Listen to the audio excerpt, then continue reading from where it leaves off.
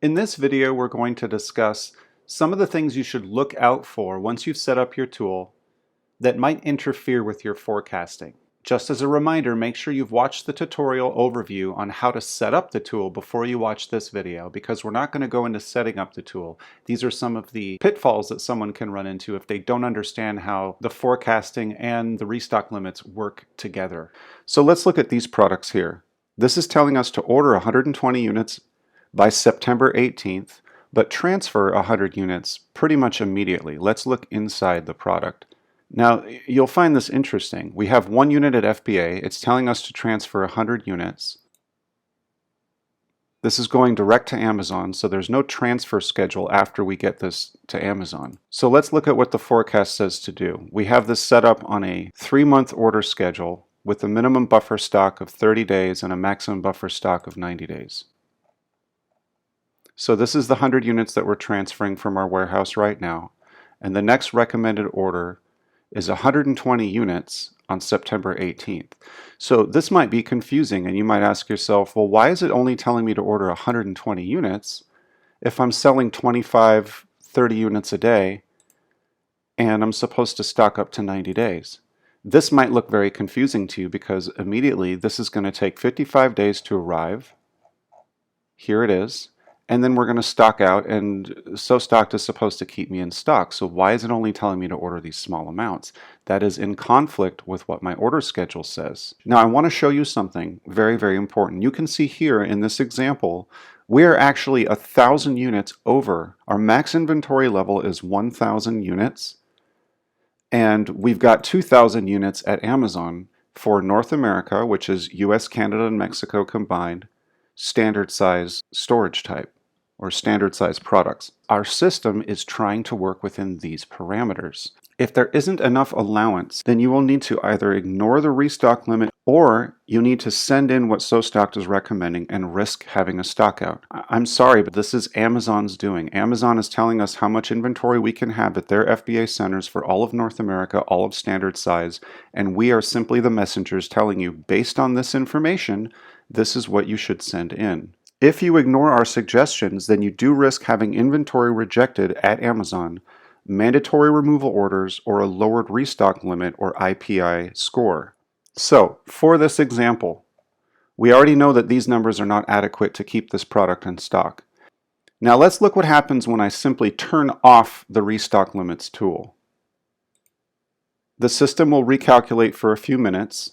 It's recalculating for all of my products, so it might take a little while. All right, the calculation is complete. The forecasts have all been recalculated. Now the tool is turned off and we can see that all of our numbers have changed dramatically. Now we're no longer taking into account any of Amazon's restock limits. And this is just our forecast based strictly on our baseline velocities here and our advanced forecast settings here and any seasonality tools down here. So as I mentioned before, this product is basically out of stock, and if you remember, it was telling us to send 120 units and transfer 100 units right now. Let's look at the forecast now that we have the tool turned off. It's still telling us to transfer 100 units, but now it's telling us to order 620 on September 18th. Why September 18th? That's just the way this one's set up, where it's ordering on the 18th every 3 months. If this were set to as needed or monthly, we would not allow a stock out. But once that inventory gets checked in, 55 days later, based on our lead time, we now have plenty of inventory, and from this point forward, we should never run out ever again if we follow SoStock's forecast recommendations. So you can see that the tool is very powerful, but if you turn it on, you can have conflicts based on your restock limits. Let's turn it back on, give it a couple of minutes to update, and now it's updated again.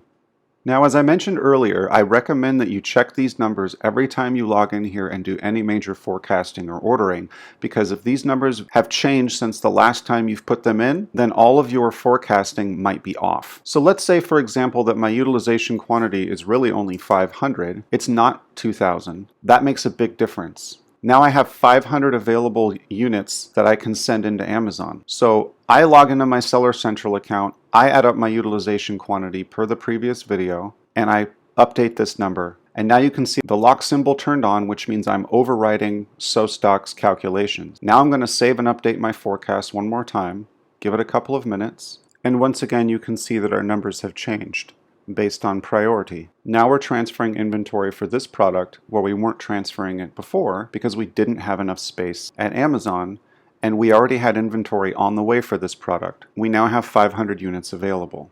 Every time you make a change inside the Restock tool, it will recalculate all of your forecasts based on the change that you made for that storage type and that marketplace or regional setting. If you see any discrepancies or problems with your forecasting, always check to make sure these numbers are up to date first, and then you can choose if you need to update those numbers or ignore Amazon's restock limits entirely. The last thing I want to mention is prioritizing your products. If you click into any product and you go to the calculation variables, you will see that now we have a high priority product star checkbox. If I check that box and I save and apply, Restock is going to add additional priority to this product despite its velocity percentage, and that may affect your numbers as well. The reason we put that there is because sometimes the highest velocity product is not necessarily your highest priority product. For example, if this product were selling for $1.99 and I was selling a ton of them, but this is my higher profit product and I'm only selling 5 units a day, but I make a lot more profit, I might want to prioritize this product over the others. One important warning about using the high priority product feature is don't abuse this tool, don't use it too much, because the calculation can become meaningless if you prioritize many products at the same time. So I do not recommend saving this to all products or a large grouping of products.